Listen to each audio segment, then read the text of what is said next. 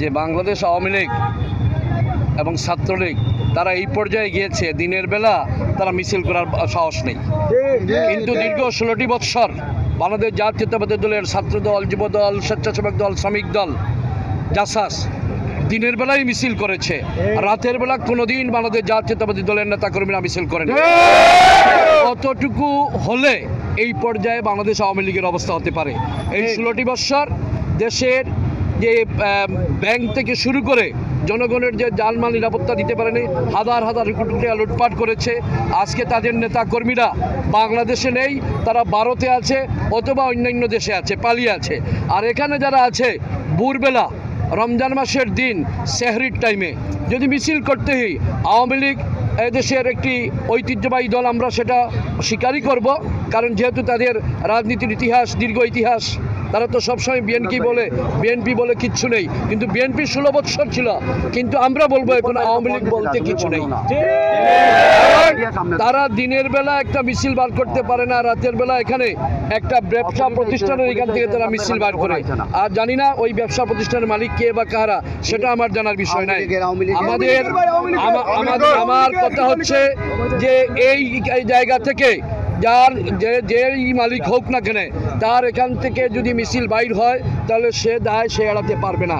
আমরা প্রশাসনের প্রতি উদারতা জানাবো, আগামী 72 ঘন্টার মধ্যে যারা মিছিল করেছে তাদেরকে গ্রেফতার করতে হবে,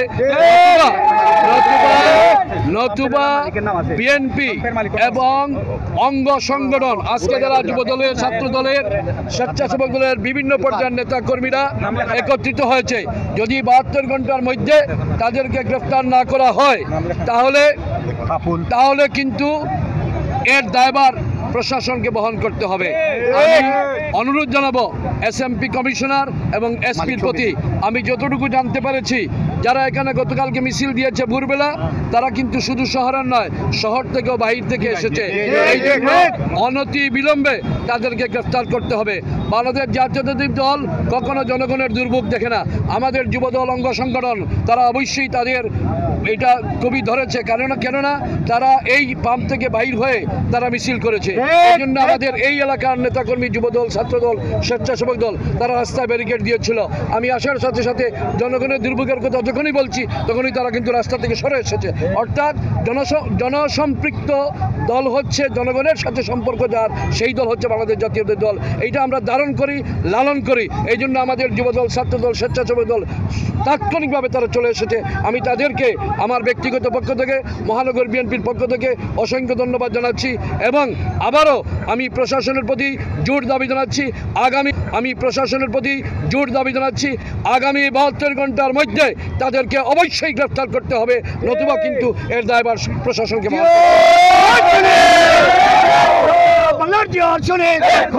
আজকে সকালে এখানে নিষিদ্ধ ছাত্র সংগঠনের ছাত্রলীগের কিছু পান্ডারা মিছিল দিয়েছে, যেটা প্রশাসন জানে। অলরেডি প্রশাসন যদি ওটা উদ্যোগটা একটু আগে নিত, তাহলে এখানে এই ধরনের কোনো ছাত্র জনতা, বিভিন্ন সংগঠনের নেতাকর্মী এখানে জড়ো হতো না, মিছিল দিত না। ওনারা যদি সকালকে মিছিল দিয়েছে ছাত্রলীগ, ওনারা এখন বাজে রাত 11টা, 24 ঘন্টা পার হয়ে গেছে, কিন্তু এখনো কোনো আসামি ধরার তৎপরতা নেই এবং সিলেটবাসী জানে না। আজকে ছাত্র জনতা বিক্ষুব্ধ এখানে মিছিল নিয়ে এসেছে বিদায় আমরা জেনেছি।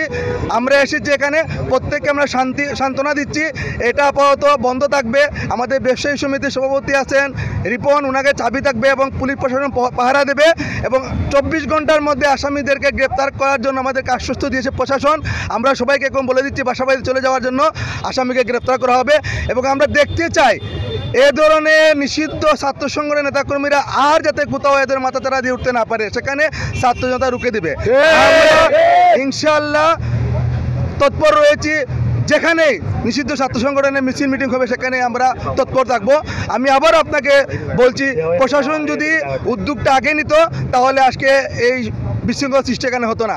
তারপরও আমরা সবাইকে বাসা বাড়িতে ফেরত দিচ্ছি এবং প্রশাসনের প্রতি আমাদের বিশ্বাস রয়েছে, প্রশাসন আসামিদেরকে গ্রেপ্তার করবে।